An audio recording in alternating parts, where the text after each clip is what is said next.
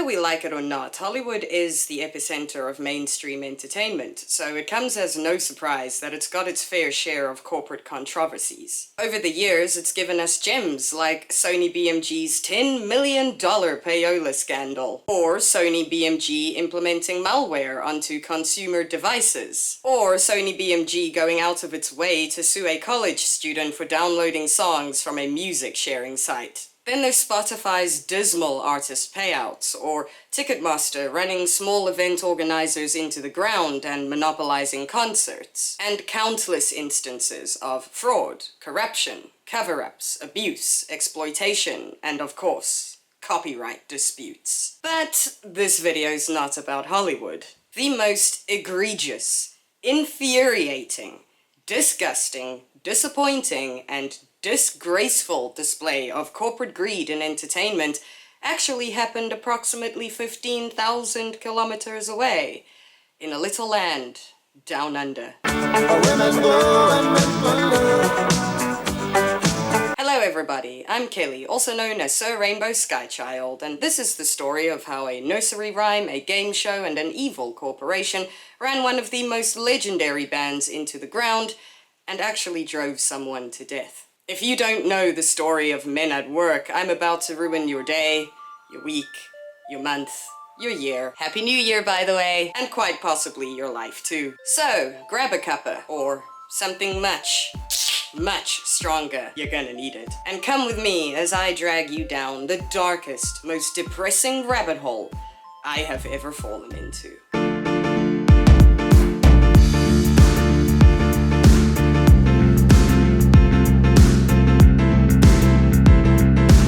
If, like me, you're a millennial or younger, you've almost certainly heard at least one Men at Work song in your lifetime. But chances are you have no idea how massively influential this band actually was in its prime. Their success was no accident either. The band comprised of some of the most adept musicians of the era. They were charismatic and had an almost boyish disregard for expectation. Where is Melbourne, please? Most of us are not that familiar. Well, you just take a right at the Pacific Ocean. Just up the road from New Zealand. And you can't miss it. They married genres the general public wasn't used to hearing alongside each other, namely pop, rock, and reggae, and they broke barriers for the fun of it. It was kind of their thing. But they were also from Australia, a country that, back then, only had a handful of luminaries in mainstream music. Men at Work formed in Melbourne in 1979 and had Colin Hay, their primary songwriter, on vocals and guitar, Ron Strykert on bass, and Jerry Spicer on drums. Later, John Reese took over bass and Ron Strykert moved to lead guitar instead, and finally they were joined by Greg Ham, who added flute, saxophone, and keyboards. It's widely believed that he is largely responsible for their unique, distinct, quirky, and experimental sound. The band rapidly built an almost cult-like following in Australia's pub scene, and by 1980 they had self-funded and independently published their first single, Key Punch Operator, with a B-side release of a song called Down Under.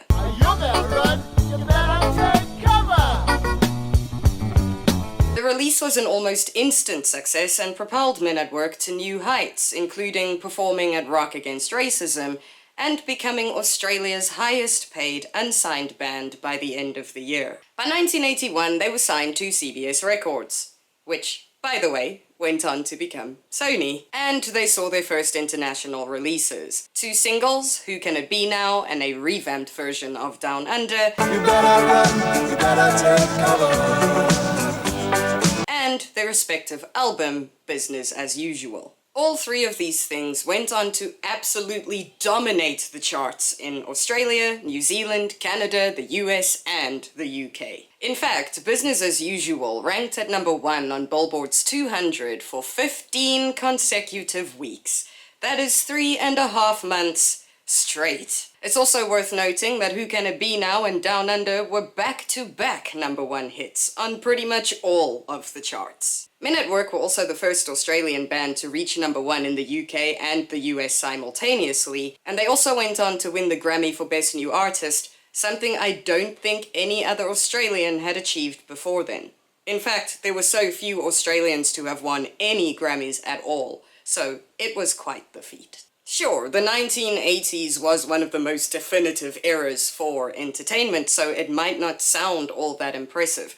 But what you have to understand is what Men at Work achieved, how rapidly they achieved it, and the art they used to achieve it was almost unheard of. Why are the Australians taking over the world? What happened to you people all of a sudden? Well, we used to be fantastic sportsmen, but we don't do so good against the East Germans anymore, so we've taken over music. Especially when you consider that not a year before they were a relatively unknown niche band from a country they could inherit very little from in terms of mainstream popularity. Men at Work were an anomaly, and they quite literally took the world by storm.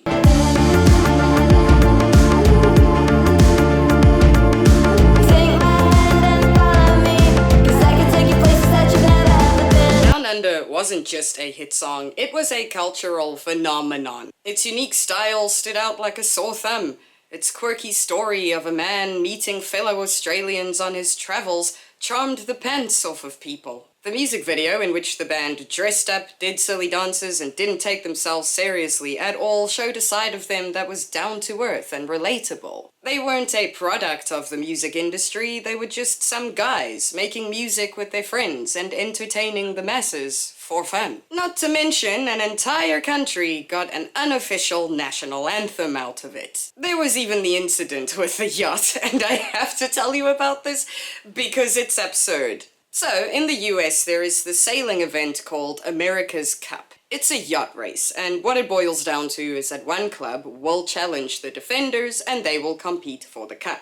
Now, the New York Yacht Club were undefeated for 117 years, from 1870 to 1987, until the Royal Perth Yacht Club snatched the cup from them in a shocking victory that no one saw coming. I obviously wasn't there, I was born in 1992, but apparently the world came to a standstill when this happened, and what makes it interesting is that the Royal Perth Yacht Club, or at least the team that was sailing for them, used Down Under as their theme. So when they won, the song was everywhere. It basically became a victory song for Australia. I just find it really funny that a rock band is involved in yacht racing lore. That's how megalithic this song and this band were in the 80s. Yacht racing. So naturally, while this band and the song were dominating the airwaves, it became the anthem of Australian pride. But, and it's a big, huge but, the song was never patriotic. It was a warning. The 1970s was a bit of a rough time for Australia, at least in terms of its politics. It was plagued by multiple political scandals, social upheaval, and reform, and most of it leaned heavily to industrialization and environmental mismanagement. So, Colin Hay, noticing the trajectory that Australia was on, decided to vent about this in the song Down Under. As he put it, the chorus is really about the selling of Australia in many ways, the overdevelopment of the country. It was a song about the loss of spirit in that country. It's really about the plundering of the country by greedy people. It is ultimately about celebrating the country, but not in a nationalistic way and not in a flag-waving sense. It's really more than that. Down Under was never a song about how wonderful it is to be Australian. The lyrics tell us of a time when Australia was losing its soul to the American dream. It was a criticism of capitalism and corporate greed. The lines, can't you hear the thunder? You better run, you better take cover, was never meant to evoke picturesque imagery of Australia's wilderness. It was telling Australians to self-preserve, because the man was coming, which makes this horrid tale all the more depressing. But we'll get to that soon. You could say that this band burned a little too bright, a little too quickly. By 1984, tensions and disagreements caused the band to split up. They eventually reformed with some lineup changes, but ultimately broke up again in 1986. Then they regrouped again 10 years later in 1996, and they were active until 2002. In that time, they saw more member reshuffling, they toured the Americas and Britain, and Australia, of course, and they even performed at the closing ceremony of the Sydney Summer Olympics. But with the exception of a few infrequent performances by Colin Hay and Greg Ham, largely for fundraising and Australian bushfire aid, Men at Work parted ways for good. Later on, Colin Hay performed under the name Men at Work, but he used session musicians. None of the original members joined him in those performances. In fact, all of the other original members, including Colin Hay as well, all went on to pursue other projects. And that was that. The mighty Men at Work had been laid to rest. Until the 2000s, when the thunder they tried to warn everyone about came along to blow them all away.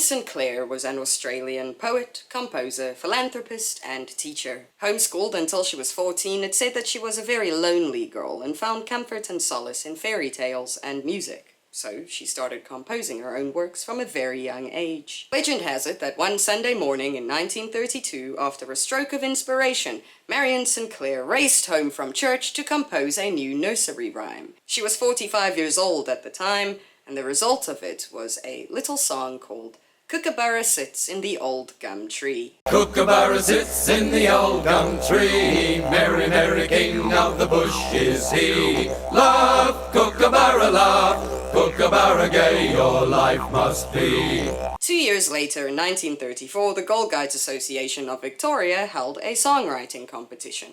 They hoped to use the money made from licensing the song to purchase a new camping ground.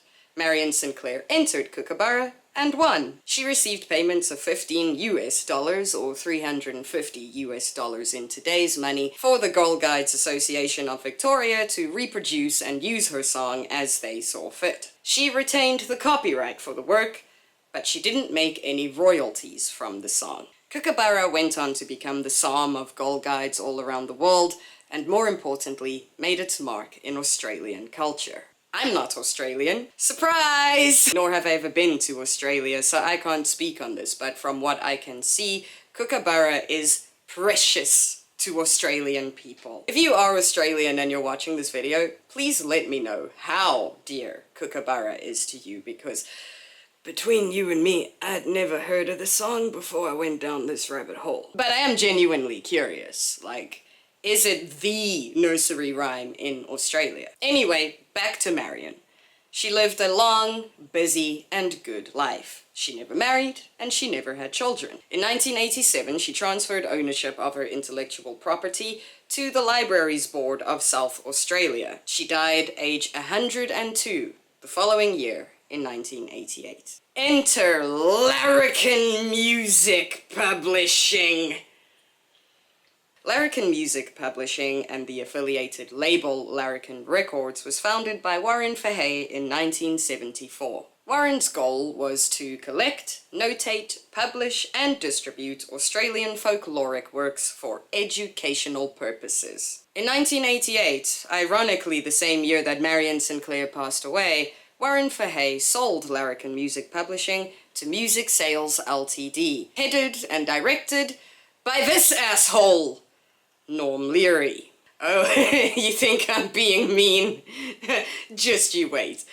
Asshole was the kindest thing I could think of. In 1990, Larrikin Music Publishing, now controlled by Music Sales Ltd and Norm Leary, bought the rights to Kookaburra in an auction for 6,100 Australian dollars. Which is about 20,000 Australian dollars in 2026. Now you're probably wondering what some old lady, a silly children's song, and some asshole music publishing company have to do with Men at Work and Down Under. We're gonna get into that now. You might want to grab that drink. I'm the one who enslaves and corrupts.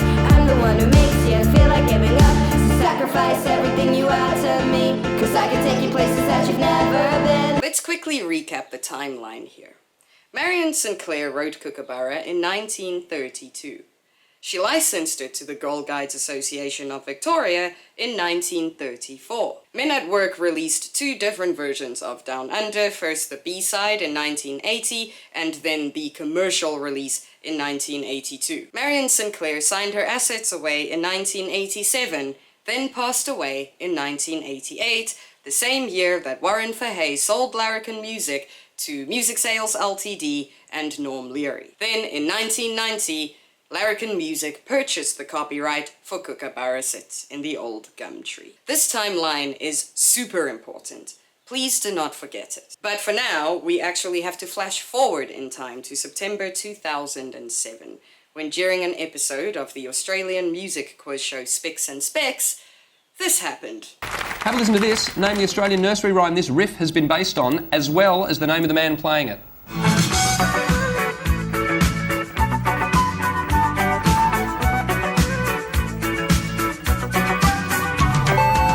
It's Men at Work. Men at Work Down Under. Greg Ham is the flautist. Greg Ham of Men at Work, yes. And Down Under is... No, We don't know that. that riff has been based on a nursery rhyme. All right, I'll give you one more listen to it. This bit especially.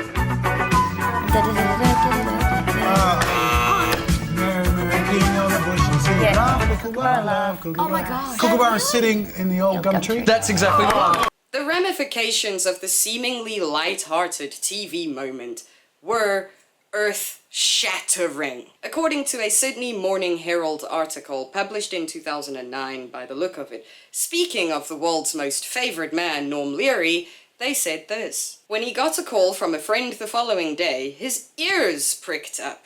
Larrikin had owned the rights to Kookaburra since the 1980s. They did not. They purchased it in 1990, when it bought them for $6,100 from the family of its late composer, Turak school teacher Marion Sinclair. Also take that with a grain of salt, because I could not find any evidence that Marion Sinclair had an estate or descendants to leave her assets to.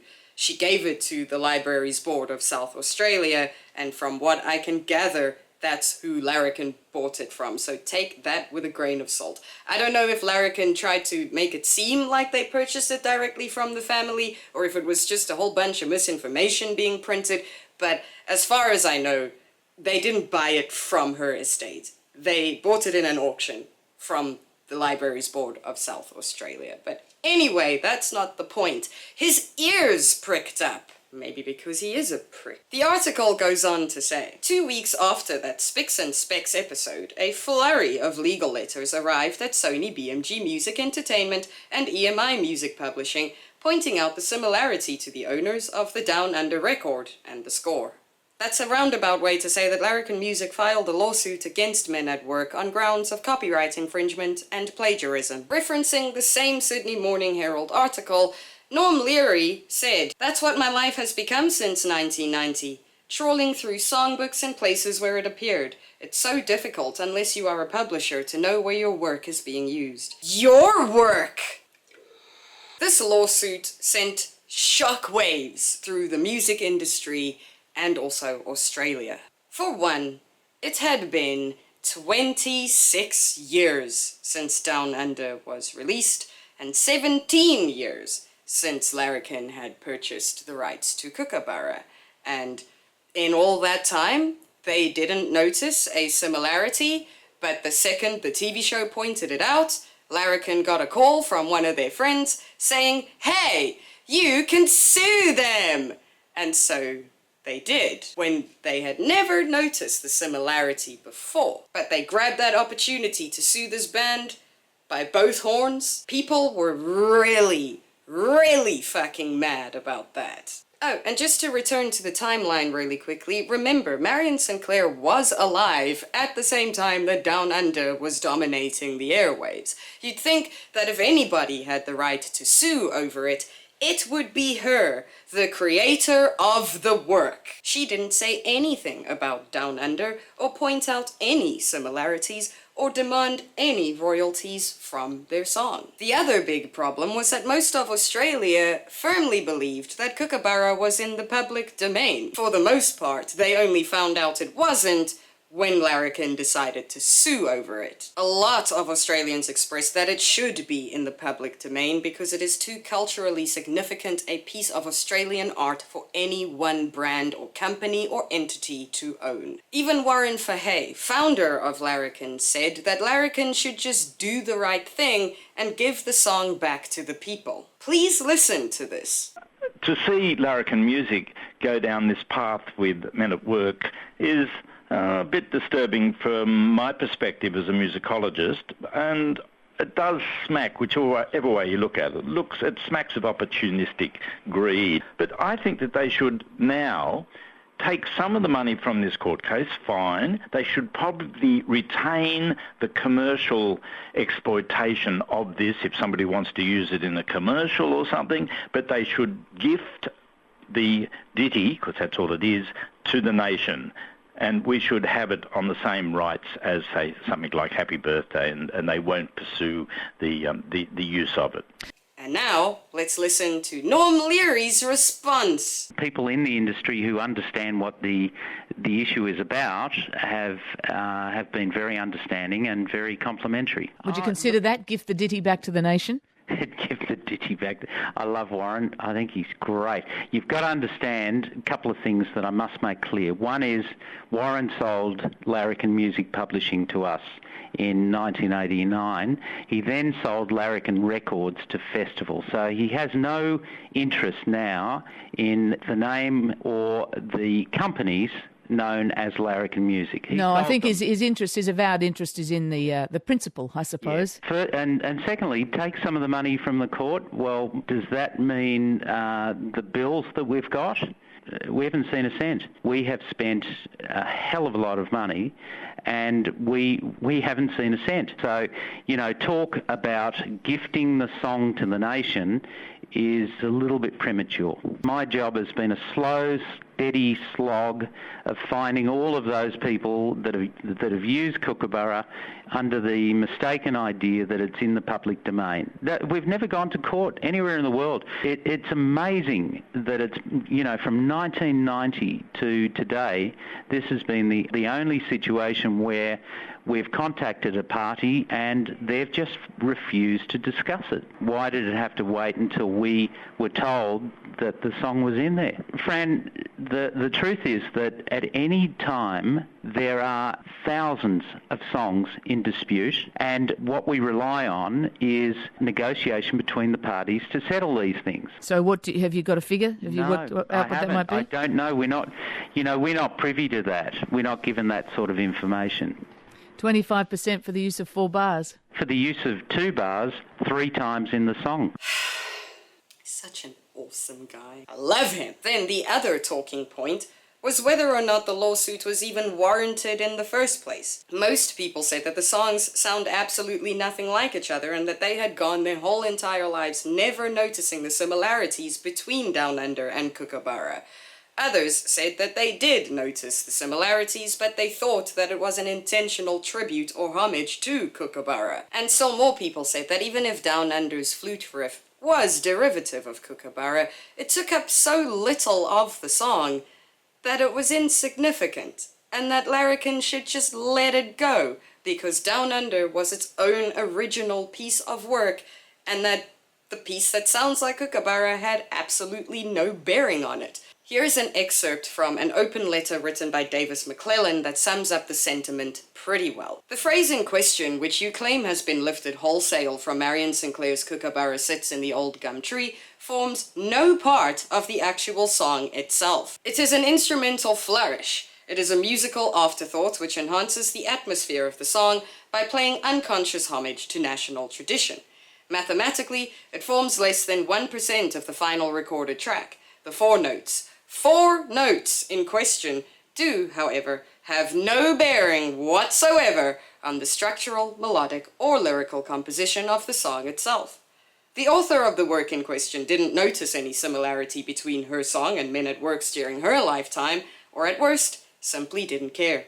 Were it the case that the original composer did notice the fleeting similarity between this song and hers, it's fair to assume that she would have taken the line exactly in the spirit it was intended, as an off-the-cuff tribute to a famed children's standard. But Larrikin Music still had a case, so what exactly happened there? I'm the one that tells you what you're born to do. I'm the one that everybody bows down to. I'm the one you worship when you're down on your knees. I'm the minister of your suffering. First, we need to get some semantics out of the way. Copyright is universally defined as the exclusive and assignable legal right given to the originator for a fixed number of years to print, publish, perform, film, or record literary, artistic, or musical material. According to the US Copyright Office, Copyright infringement is when a copyrighted work is reproduced, distributed, performed, publicly displayed, or made into a derivative work without the permission of the copyright owner. Plagiarism is defined as the practice of taking someone else's work or ideas and passing them off as one's own. And then there's cryptomnesia, or what most people would call subconscious plagiarism, which Wikipedia describes as when a forgotten memory returns without it being recognized as such by the subject, who believes it is something new and original. It is a memory bias whereby a person may falsely recall generating a thought, an idea, a tune, a name, or a joke. They are not deliberately engaging in plagiarism, but are experiencing a memory as if it were a new inspiration. Now, let's listen to Kookaburra and Down Under side by side. Kookaburra sits in the old gum tree. Merry, merry king of the bush is he. At first glance, and depending on the version of Kookaburra that you're listening to, you might not think that they sound the same. A ton of people are adamant that they are not the same melody. Unfortunately, they are. It is the exact same melody.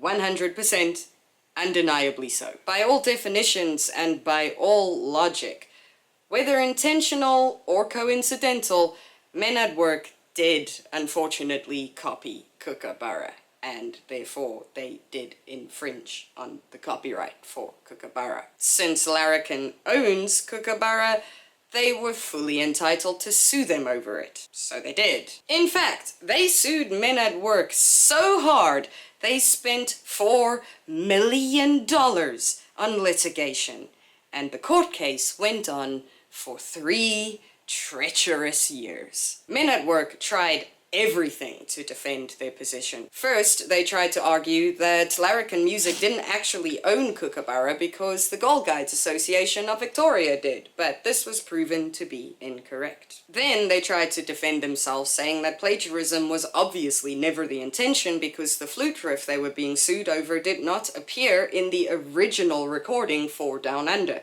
the one from 1980.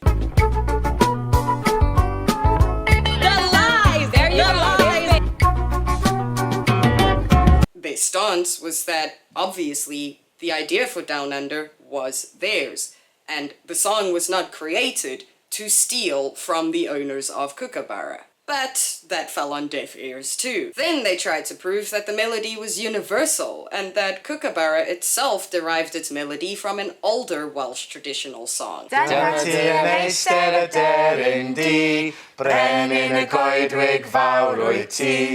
But because they couldn't prove the history of the Welsh song or prove that it or its copyright predated Kookaburra, their evidence was rejected. Colin Hay said that Greg Ham, the flautist, was instructed to add something with an Australian flavour to Down Under, but that if it was derivative, it was coincidental and was never intended to plagiarise or infringe on Kookaburra. But they couldn't prove that it was subconscious plagiarism, and in fact, it kind of worked against them. For one, in one shot of the music video, Greg Ham is seen playing that particular riff while sitting in a tree,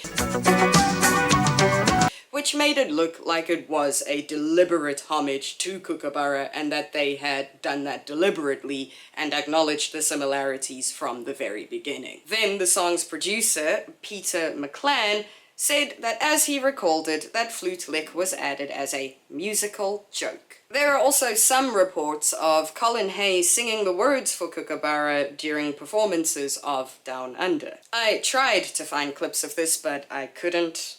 So I don't know if that's true. Maybe I just didn't dig deep enough. But none of this actually matters, because whether or not Men at Work deliberately or coincidentally plagiarized a work that everyone thought was in the public domain, they lost this case on the most infuriating technicality you will ever hear about. Take another sip. You're gonna need it. In Australian copyright law, and I'm assuming most copyright law, plagiarism and infringement apply when a substantial portion of the original work is reproduced. Kookaburra is 4 bars long.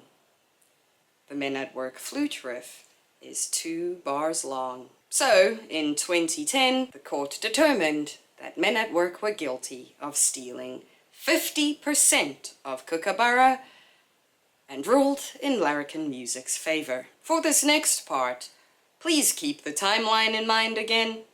Men at Work released their song in 1982. Larrikin Music purchased the rights for Kookaburra in 1990. That means that Men at Work released their song almost a decade before Larrikin even bought the rights to Kookaburra. And yet, these people had the absolute audacity to demand up to 60% of Down Under's royalties. Fortunately, the courts had the good sense to tell them to fuck right off because that was ludicrous and unjustifiable. Instead, Larrikin Music were awarded 5% of Down Under's royalties, retroactive from 2002. This number was eventually changed to a settlement of $100,000, but I'm not quite sure how that works. I'm not sure if their overall award was $100,000, or if instead of the retroactive royalties it was $100,000 and Men at Work still owe them future royalties, 5% of the future royalties. I could not make sense of this, I couldn't figure it out, but I think that that is the agreement. That they didn't have to pay the retroactive royalties and settled for $100,000, but they do owe Larrikin Music 5% of all future royalties. I'm not sure, don't quote me on that. Oh, and just, by the way, if they do owe Larrikin Music 5% of all future royalties, Larrikin Music's copyright of Kookaburra will only expire in 2058. Anyway, Men at Work tried to appeal the ruling, but their request was denied. And that's gotta be the end of the story, right? You wish. I told you that this was the darkest, most depressing rabbit hole I've ever gone down. I wasn't exaggerating. Break yourself to honor me. Blind yourself so you can't see. You are just a casualty, putting all your faith in the American dream. Melbourne detectives are investigating the death of Men at Work flautist and saxophonist Greg Ham. Those nearest and dearest to Greg Ham went on to say that he was hit the hardest by the lawsuit. It absolutely devastated him because it was his musical contribution at the center of it. He told Fairfax Media, "It has destroyed so much of my song. It will be the way the song is remembered, and I hate that." He struggled immensely to keep up with the legal fees and told The Age, "We'll face massive legal costs. I'll never see another cent out of Down Under again. At the end of the day, I'll end up selling my house." Saddest of all, one of the last things he said on record was, "I'm terribly disappointed that that's the way I'm going to be remembered. For copying something." He blamed himself and believed that his reputation would never recover. The stress and financial burden of the lawsuit took such a toll on him that his mental health declined, his physical health declined, and he ultimately succumbed to heroin addiction. On the 19th of April 2012, his body was found alone in his home. Although a cause of death was never officially released, most outlets reported that it was a heart attack, suspected to be the result of a drug overdose. He was 58 years old. Colin Hay went on record to say, "It was ridiculous because the whole litigation was based on greed and opportunity as far as I'm concerned. That's not even the really bad part of it for me. We lost Greg Ham. I am not saying the court case put him in his grave, but it certainly didn't help." Colin Hay also went on to imply that the court case contributed to the death of his father as well. Later, speaking of the exorbitant cost of litigation, he also said, "Although they won, it was a hollow victory at best. It was just that they lost less than us. It makes me sad. And it makes me angry. Because Larrikin Music didn't even create the work of art that they literally ruined lives over." So, here's what we're going to do. Greg Ham feared that he would be remembered as a fraud and a copycat. So, we're not going to do that. We're going to do the opposite. We are going to remember him as the wonderful, adept, and unique musician that he actually was. We are going to tell the story of what Larrikin Music did to him, and we're going to remind the world that Greg Ham was innocent. We're also not going to give Larrikin Music a single cent and we're not going to support any of their subsidiaries either. Colin Hay did eventually say that he still plays Down Under because he refuses to let Larrikin Music take it away from him or the people that love it. But please, do not give Larrikin Music a single cent. If you want to listen to Down Under, listen to the acoustic versions that Colin Hay performs to this day, listen to this wonderful cover by Punk Rock Factory, which is actually how I discovered the song and ended up going down this rabbit hole. Catch you in the thunder! You better run, you better take cover! I tried to message them to find out if they pay royalties to Men at Work or if any cut of it goes to Larrikin. I never got a response, but I'm assuming it doesn't. I'm guessing that they would have to license the song and pay royalties to Men at Work, and then Men at Work must do with their money what they must. If it goes to Larrikin, it goes to Larrikin. But just based off of the limited knowledge of the music industry and copyright that I have, they would pay Men at Work. And their song is great. I actually kind of like the Punk Rock Factory version more than the Men at Work version. So listen to the Colin Hay acoustic versions, listen to the Punk Rock Factory version, or if you're adamant about listening to the original Men at Work version to keep Greg Ham's spirit alive, I have another children's song you might take interest in. Your heart fitted indeed, being a pirate is a rarity. If you know what I mean. I said, do you speak my language? Just listen to it for free.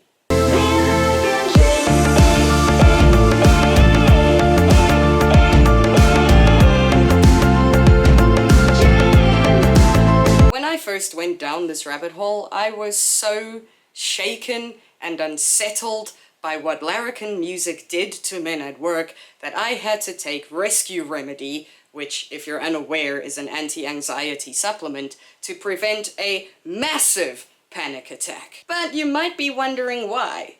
Worse things have happened. You might be sitting there thinking, but what's the big deal? They copied a song and they got sued and then they lost. Big whoop. But no. That is absolutely not what happened, and I really need you to understand what actually happened. This was not a slight. It was an unnecessary and egregious display of corporate greed that was so destructive it inadvertently killed someone. And over what? 5% royalties for a song that Larrikin Music didn't even create? Larrikin Music didn't write Kookaburra, and they didn't write Down Under either. Not even Marion Sinclair earned royalties off of her own song, and Larrikin Music are now entitled to royalties to both of those songs. Not to mention that Larrikin Music only purchased the rights to Kookaburra 9 years after Men at Work commercially released Down Under. Men at Work created their art before Larrikin purchased the rights to Kookaburra by a decade, and they still owe this record company their profits? I hate this story so fucking much. By the way, I am not exaggerating. It upset me so much, I literally had to take Rescue Remedy to feel better. That is how much it infuriated and disturbed me. By the way, Larrikin Music eventually tried to shake this whole court case by changing their name to Happy as Larry, and then they changed it again to Wise Music. Oh, and then there's the fact that they owned the copyrights to Kookaburra, fine, but it took them almost 30 years to notice a similarity. In fact, they didn't even notice the similarity. The TV show aired, and then one of their greedy friends phoned them to say, hey, we can make money of this. And then they sued Men at Work and drove Greg Ham to death over 5% royalties for an artwork that they had absolutely no creative hand in. They spent millions trying to steal what was rightfully Men at Work's, but then spun it that they were the victims and that they were entitled to 60% royalties. They also had the absolute gall to make it seem like they were the good guys and Men at Work were robbing them when they only purchased the rights to Kookaburra a decade after Men at Work released Down Under. A decade! Greg Ham died alone, struggling, probably broke and depressed, because Larrikin Music decided that money is worth more than human dignity. They stripped him of something that he was proud of, one of his greatest accomplishments, because they felt entitled to it. And then they drove him to death. Then they had the absolute nerve to say, and this is a direct quote, "It's a big win for the underdog."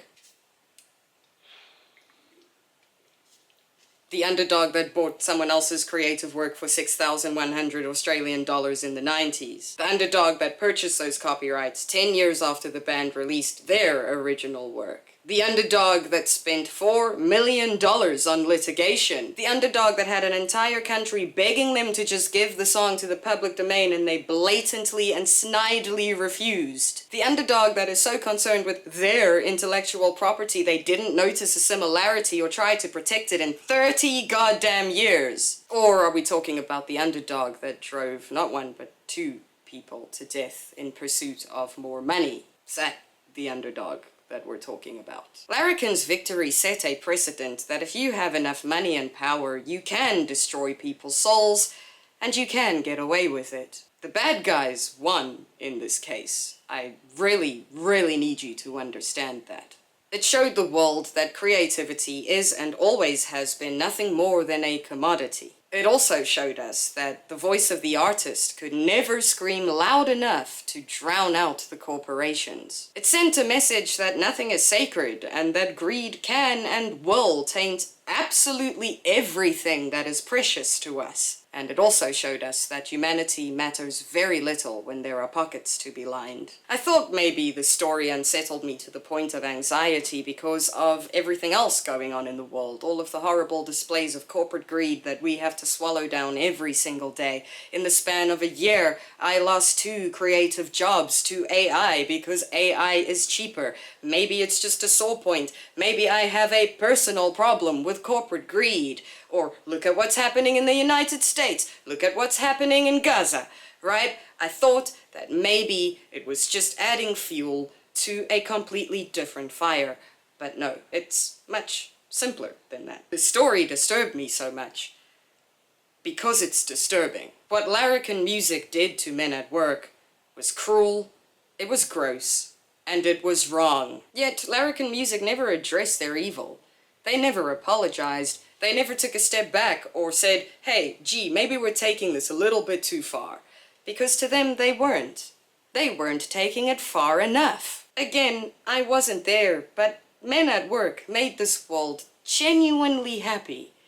What did Larrikin Music ever do for this world apart from literally plunder everyone else's intellectual property and drive people into the ground or into the grave over money that they feel entitled to? I am not upset by this in the context of the greater evil. Larrikin Music are the greater evil. Men at Work did not deserve what happened to them, and Greg Ham absolutely did not deserve his fate. And it's just so infuriating that they lost that case on a shitty, greedy, unjustifiable technicality. It shouldn't have ended the way that it did. I just really hate how art doesn't belong to artists anymore, and this case against Men at Work is a stellar example of it, probably the best example of that we have. What they did to Men at Work was quite literally inhumane, and I just wanted you all to know that Men at Work were innocent and that they did not deserve that. Or, as I read in a YouTube comment, it was the greatest miscarriage of justice in music history. But I would like to end off by returning to that open letter that Davis McClellan wrote, because he put it better than I ever could. Dear Norm Leary of Larrikin Music, you are the very worst kind of cunt. I say this with utmost sincerity, conviction, and venom, for it is an indisputable truth. Please do not attempt to paint your claim of copyright infringement against Men at Work as anything other than a flagrantly transparent display of opportunistic greed. You are part of a multinational publishing conglomerate who laid its position bare the moment you opened your rancid, sewage-spewing mouth and uttered the words, "I must say, it earned a hell of a lot of money for us since we bought it." You're a contemptuous asshole who purchased someone else's creative endeavor for the sake of his own financial gain. Just so we're clear, people like you are the reason why artists, composers, fans, and creatives loathe the infrastructure of the music business and await its collapse with eager anticipation. Ranked in preferential order, here are the methods of death, which I sincerely hope will visit you soon. Number 1, kerosene-based immolation. Number 2, protracted asphyxiation through drowning in a piranha tank. And number 3, my personal favorite, torn limb from limb while being dragged through the streets to a soundtrack of Men at Work's greatest hits. Cunt!